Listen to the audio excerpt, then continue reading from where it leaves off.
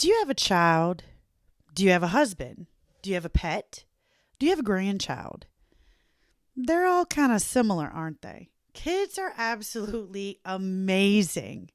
A husband, significant other, they're absolutely wonderful. If you don't have either of those, you probably have a pet. And what do you want more than anything in this world for them? You want to keep them safe. You want to do whatever it takes to keep them from getting in trouble or getting hurt or anything, right? Who strives for that? Everybody. Your kids, your grandkids, your husband, your pet. You just want to wrap them in a little bubble and keep them safe, right? Yes, definitely.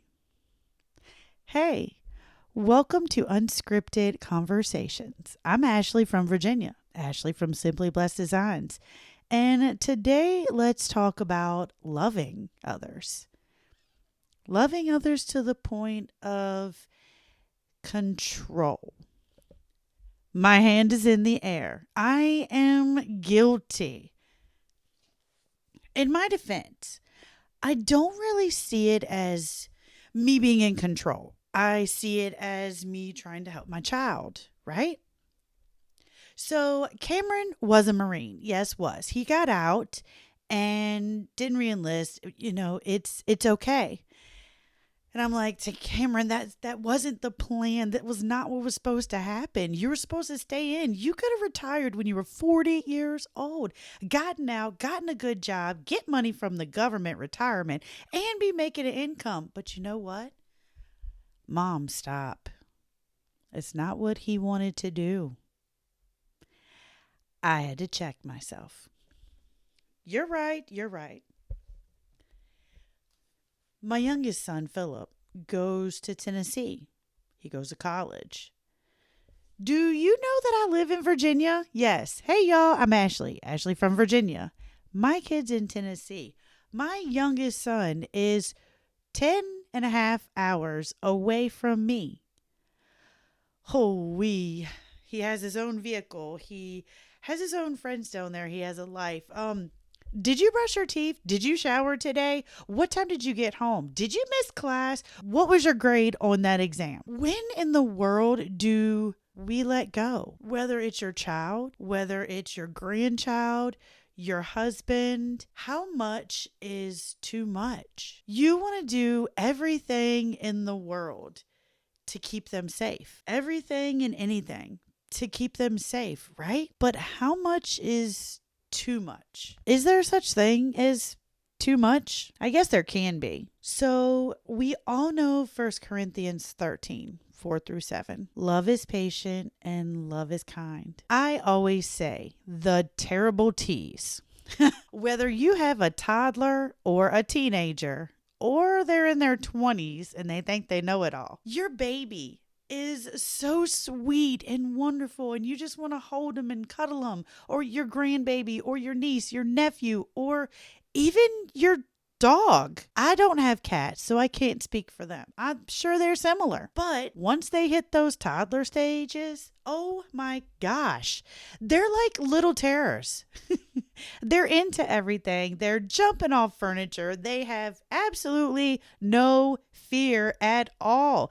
They are independent and want to do everything themselves. Then they turn teenagers. That's another T. Teenagers. If you have teenagers, bless your heart.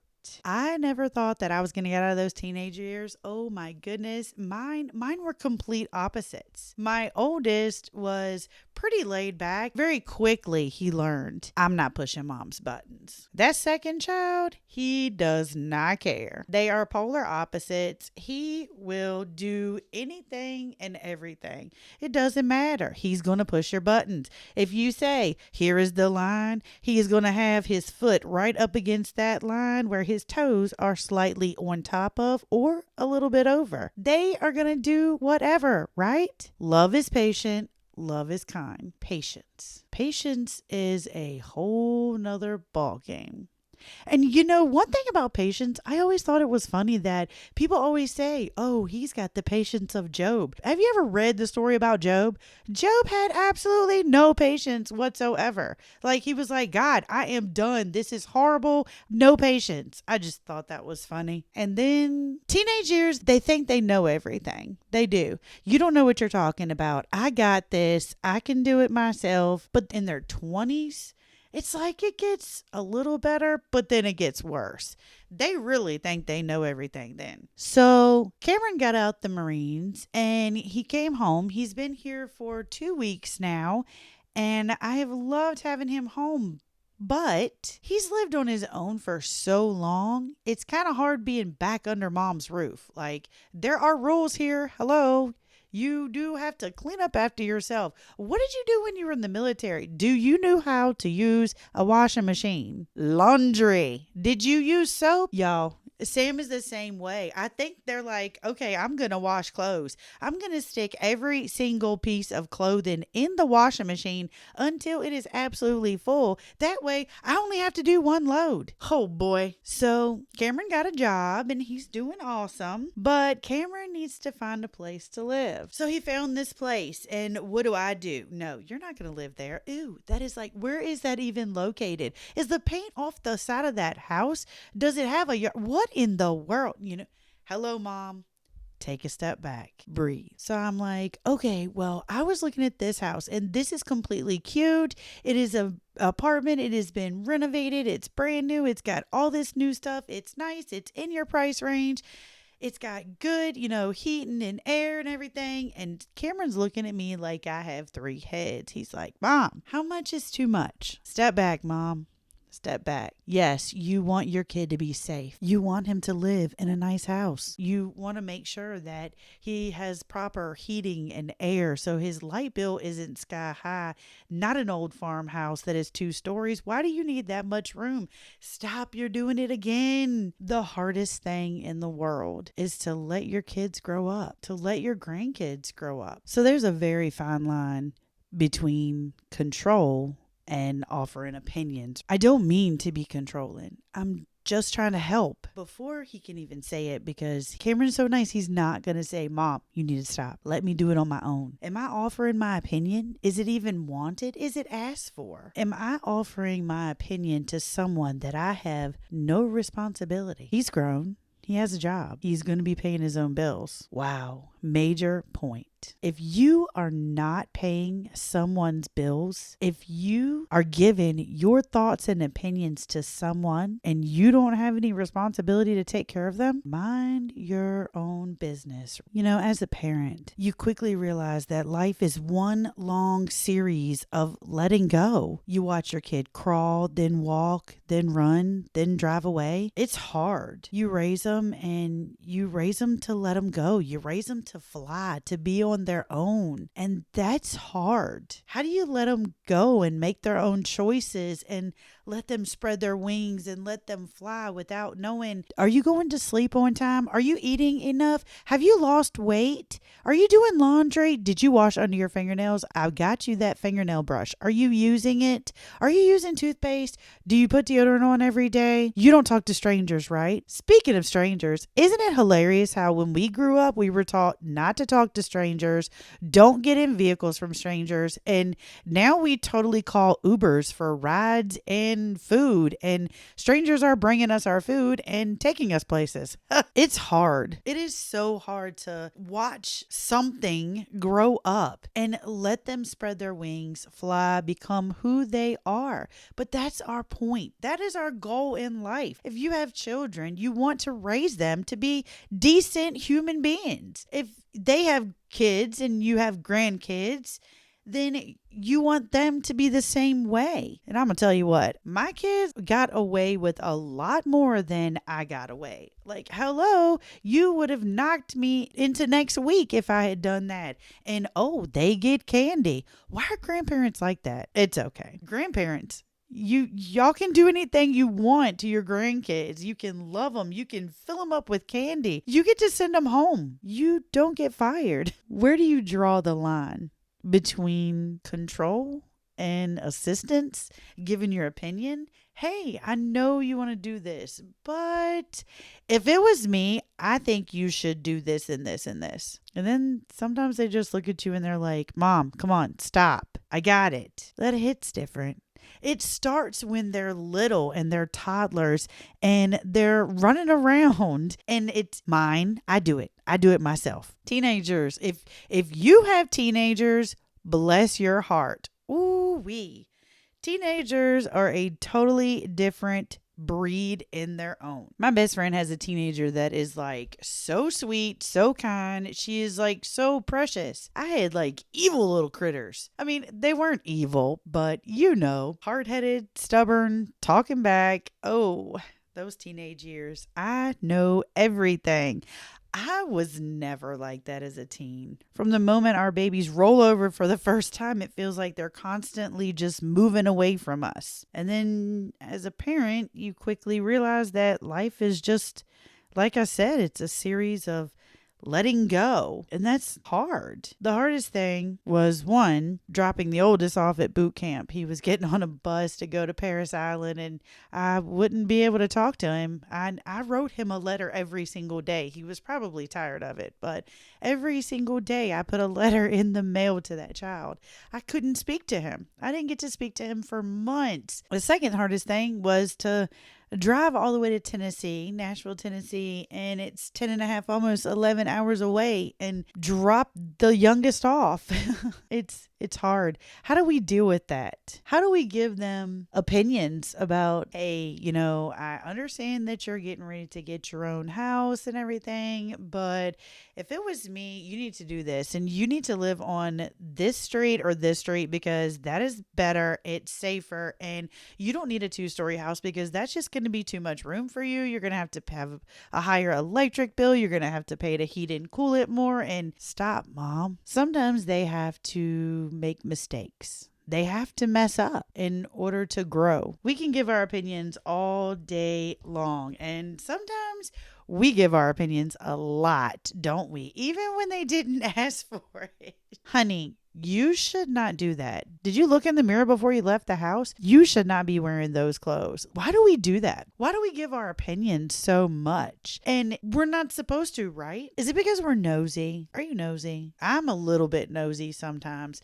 Sometimes I'm really good and I'm not nosy, but sometimes I'm nosy. I'm like, Sam, I hear a siren. What's going on? Who is it? Was it an accident? Was it a fire? Who is it? Are you going to the call? Do we know who it is? He's not supposed to tell me that information. Oh, mind your business. That's one of the hardest things ever. Have you ever read 2 Thessalonians 3:11? Yet we hear that some of you are living idle lives. You refuse to work and you are meddling in other people's business. Oh, God says that we're not supposed to do that. We're supposed to work hard for Him. We're supposed to mind our own business. And if we're working and doing what we're supposed to be doing, then we're not meddling in other people's business. 1 Thessalonians 4:11, make it your goal to live a quiet life, minding your own business and working with your hands. That's twice in the Bible it talks about minding your own business, huh? Wow. This one gets me every time. If you suffer, however, it must not be for murder, for stealing, doing evil, or prying into other people's affairs. 1 Peter 4:15. This gets to me because murder is like one of the most horrible things you could ever do. Being a thief, stealing, that is absolutely horrendous. Being evil, that is terrible. Oh my gosh, those 3 things are like, wow. But what's the 4th thing in that same sentence? Prying into other people's affairs. Like, who would have thought being a little bit nosy would have been grouped with those bad things? I mean, a murder, a thief, being evil, or prying into people's affairs? That must be a big deal to God, huh? But it's so hard not to be nosy. So you live on a road and you see that your neighbors have put their house up for sale. Another person comes in and buys it. And what is the first thing you think of? Well, who is that? I wonder where they came from. I wonder if they have children. I wonder if they live alone. Are they married? I wonder why they bought that big house. I've only seen one person, but that's a lot of house for that one person. Do y'all do this? It's human nature. We do. And it's terrible. We're not supposed to do that. Where do you draw the line between making conversation and being nosy? Where do you draw the line between guiding your children to make the best decisions but overstepping that boundary? You have to stay in your lane. And that is one of the most difficult things to do, especially this day and time. There are so many different things that your kids, your grandkids, your husband, your pets can get into. How do you not cross that line by controlling? It's very hard. The best thing that you can do to keep stress out of your life is to stay out of other people's business. If they want your help, if my child, I am speaking to myself right now, if my child wants my help with something, they will ask me. If my husband needs help with something, he will ask me. I need to remember to stay in my lane, step back. They have to grow. They have to spread their wings. They have to experience things.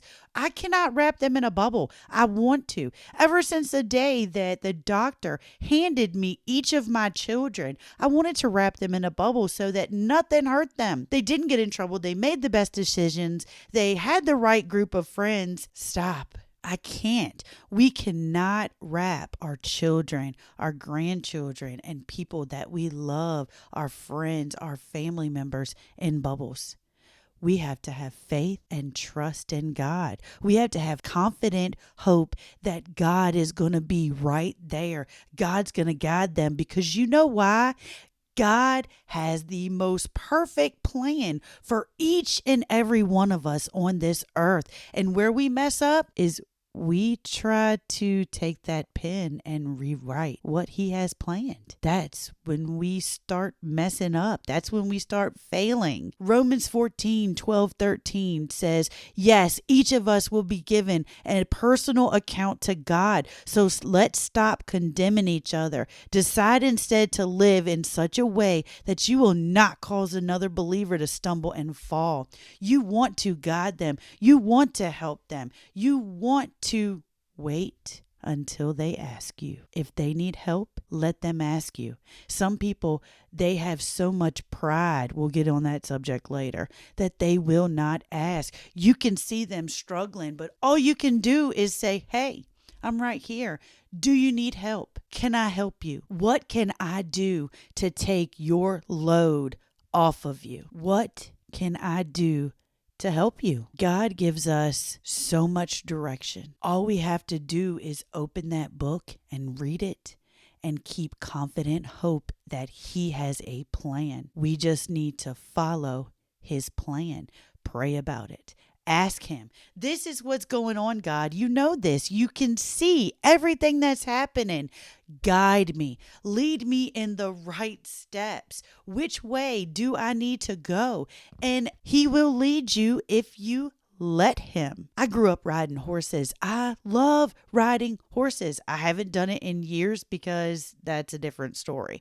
I need to get back to it. I love horses. We have them now. They're kind of lawn ornaments. We don't ride them. They have a bit in their mouth that is connected to reins. You pull on the reins, it guides them, it leads them. Give God the reins to your life. Let him lead you, and you will do big things. So I'm going to take a step back, and if my child asks me to help him find a house, I'm going to offer, hey, do you want me to help you? Here is what I found. I found this and this and this. What do you think? If he shows me something, I'm going to say, okay, well, What kind of heat and air does it have? Is it an older house, a newer house? Does it have insulation? I'm going to ask questions to make him think, but I'm not going to tell him what to do. I cannot tell my grown child what to do, where to live, or any of that. I think one of the hardest things of parenting is crossing over into that teenage years to adulthood, because you've always been there. You've always told them what they needed to do. You were the law. You are not going to do this. You're going to be home by 11 o'clock. 11:01, you're not going to go anywhere for the next 4 days. You will have a job. You will do this. But when they cross into an adulthood, all you can do is guide them. You cannot tell them what to do. So we have to stay in our lane. We have to have faith that we raised them to the best that we could have to make great decisions. Can you not step in at every once in a while and say, hey, this is the path that I see you going down? You might want to just think about that. The biggest thing you can do is get them in church. If you had a new neighbor that just moved in, you take them with some cookies and say, hey, I'm not sure if you're interested, but I go to this church and services at 10 a.m. Just wanted to invite you to come along. And if you're uncomfortable, do you want to ride? Instead of saying, where did you come from? What do you do? Do you have a job? Stop being nosy. Invite them into your world. Invite them over for supper.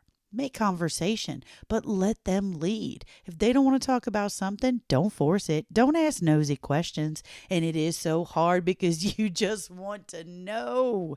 You want to know, but why? Why do you need to ask nosy questions? Why do you need to find your child the perfect place to live? They got to grow. Give them the reins. Let God lead them and let them grow. All right, y'all, this was definitely for me. It was on my heart heavy today, and I hope that you got something out of it. Y'all have a great, great day. Thank you for listening to my podcast number 4. I am loving this. I'm loving what y'all are saying. So make sure you hit that subscribe button and come back every single week for another episode. Thanks, y'all. Have a great day.